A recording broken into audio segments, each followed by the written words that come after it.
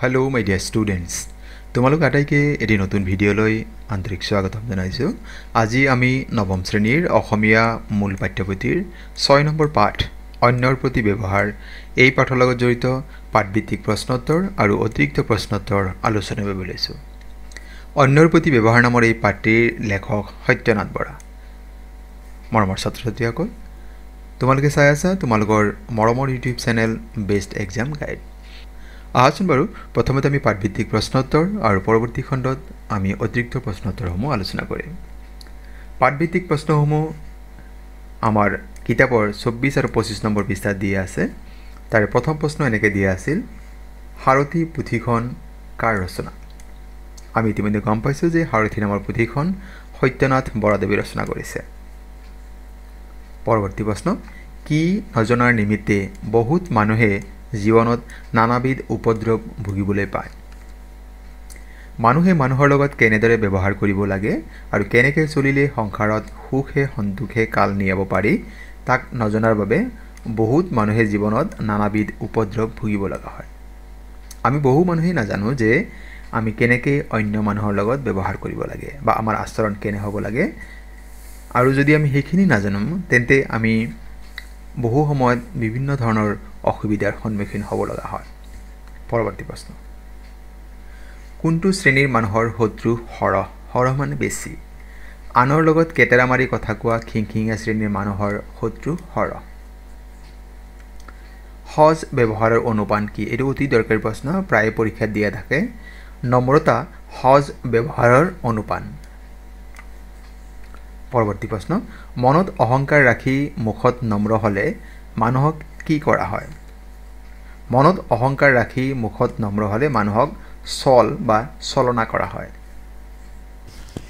এই শ্ৰেণীৰ মানুহৰ স্বভাৱ নিচেই পাতল। ইয়াত কোনটো শ্ৰেণীৰ মানুহৰ কথা কোৱা হৈছে? যি শ্ৰেণীৰ মানুহে আনৰ গুপ্ত কথা লুকাই ৰাখিব নোৱাৰে সেই শ্ৰেণীৰ মানুহৰ স্বভাৱ নিচেই পাতল বুলি লেখকে কৈছে। আমি নিশ্চয় সকলোৱে জানো, যদি আমি আমাৰ গোপনীয় কথা অন্য কাৰোবাক মই জনাইছোঁ, যদি সেই ব্যক্তিজনে মোৰ গোপনীয় কথাখিনি গোপনে ৰাখিব নোৱাৰে তেন্তে সেই শ্ৰেণীৰ মানুহকে লেখকে পাতল স্বভাৱৰ বুলি কৈছে। পৰৱৰ্তী প্ৰশ্ন, কাৰ লগত সম্বন্ধ ৰাখিলে সততাক প্ৰশ্ৰয় দিয়া হয়?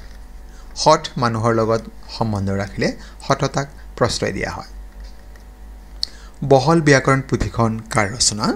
ইয়াৰ উত্তৰ হৈছে বহল ব্যাকৰণ পুথিখন সত্যনাথ বৰাদেৱৰ ৰচনা। পৰৱৰ্তী প্ৰশ্ন, চমুকৈ বুজাই লিখা।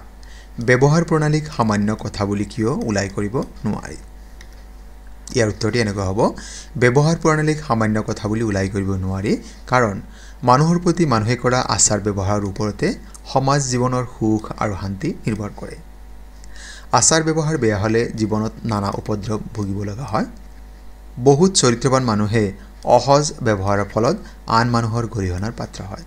আকৌ বহুত কপটীয়া চলাহী মানুহেও সজ ব্যৱহাৰৰ ফলত মানুহৰ মৰমৰ পাত্ৰ হয়। তাৰমানে আমাৰ ব্যৱহাৰৰ ওপৰতেই আমাৰ জীৱনৰ সুখ শান্তি নিৰ্ভৰ কৰে। গতিকে আমি যদি আমাৰ ব্যৱহাৰ আনৰ বাবে গ্ৰহণযোগ্য নহয় তেন্তে সেই মানুহজন মানে যাৰ ব্যৱহাৰ পাতি ভাল নহয় অন্য মানুহৰ গৰিহণাৰ বা নিন্দাৰ পাত্ৰ হ'ব পাৰে। পৰৱৰ্তী প্ৰশ্ন, বিনয় ভাৱত দান কৰিব লাগে বুলি জ্ঞানীসকলে কিয় কৈছে? ইয়াৰ উত্তৰটি এনেকুৱা হ'ব, বিনয় মানে নম্ৰতা। নম্ৰতাই মানুহক মানুহৰ ওচৰত মৰমীয়াল কৰি তোলে। বিনয় ভাৱক অলংকাৰৰ লগত তুলনা কৰিব পাৰি। অলংকাৰে যেনেকৈ মানুহৰ শাৰীৰিক সৌন্দৰ্য বৃদ্ধি কৰে তেনেকৈ বিনয় ভাৱে মানুহৰ ব্যক্তিত্ব প্ৰকাশত অৰিহণা যোগায়। সেয়েহে দান দিয়াৰ সময়ত বিনয় ভাৱত দান কৰিব লাগে বুলি জ্ঞানীসকলে কৈছে।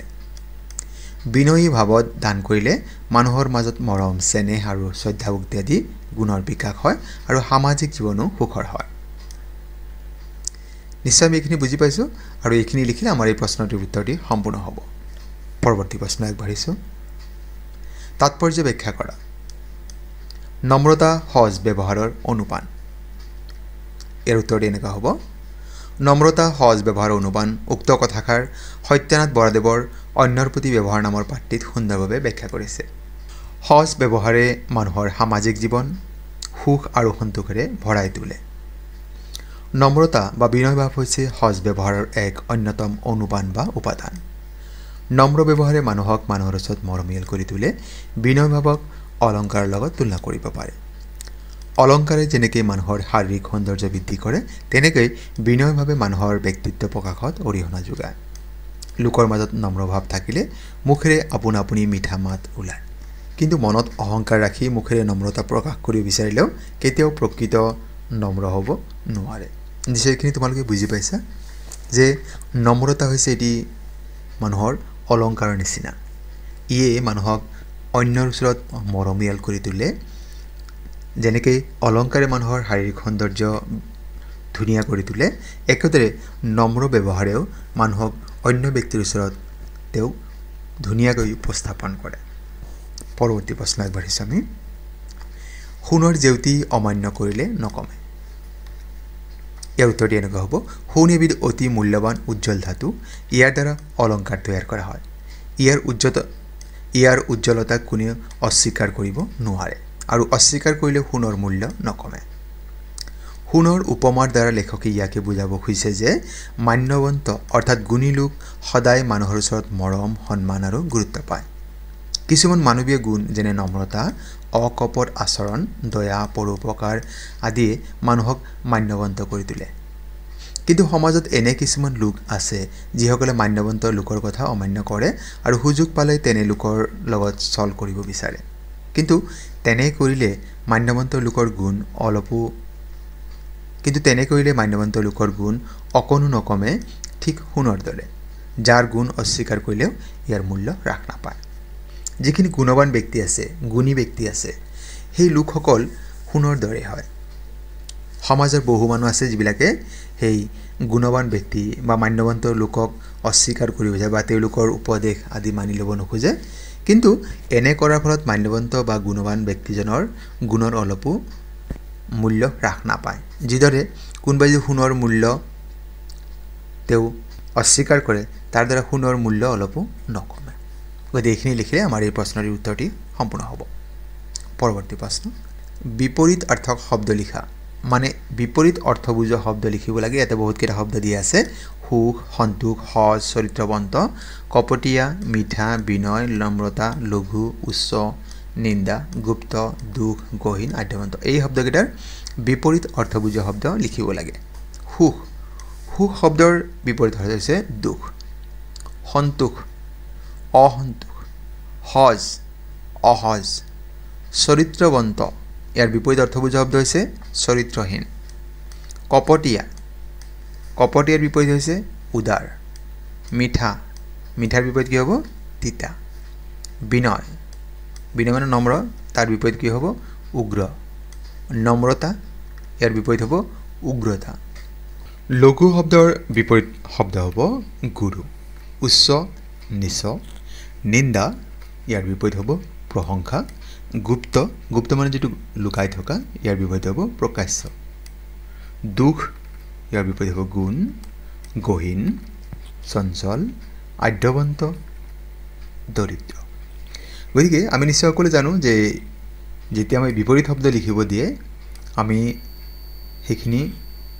যিখিনি অপজিট ৱৰ্ড প্ৰথম যেটো শব্দ দিব তাৰ উলুটাটো আমি লিখিব লাগে আৰু যদি কেতিয়াবা সমাৰ্থক শব্দ দিয়ে তেন্তে আমি একেই অৰ্থ বুজা শব্দ লিখিব লাগে গতিকে আমি এই দুটাত কনফিউজ হ'ব নালাগে কেতিয়াবা পৰীক্ষাত বহুত সময় আমি সমাৰ্থক শব্দৰ ঠাইত আমি বিপৰীত শব্দ লিখি দিওঁ বিপৰীতৰ ঠাইত সমাৰ্থক লিখি দিওঁ গতিকে তোমালোকে এইখিনি কথা অলপ মনোযোগেৰে চাবা পৰৱৰ্তী প্ৰশ্ন বাক্য ৰচনা কৰা চকুৰ কুটা পেটত কথা ৰাখ প্ৰথমতে আমি ইয়াৰ অৰ্থ ইয়াতে লিখি দিয়া হৈছে পৰীক্ষাত বাৰু ইয়াৰ অৰ্থ নিলিখিলে হ'ব চকুৰ কুটা মানে শত্ৰু দেউতাকৰ মৃত্যুৰ পিছত পিংকি মাহিমাকৰ চকুৰ কুটা হৈ পৰিল পেটত কথা ৰাখ ইয়াৰ অৰ্থ হৈছে মনৰ কথা লুকাই ৰখা অনিমাক গোপনীয় কথা ক'ব নোৱাৰি তাই পেটৰ কথা ৰাখিব নোৱাৰে আমি এনেকৈ লিখিলে এই বাক্য দুটা সম্পূৰ্ণ হ'ব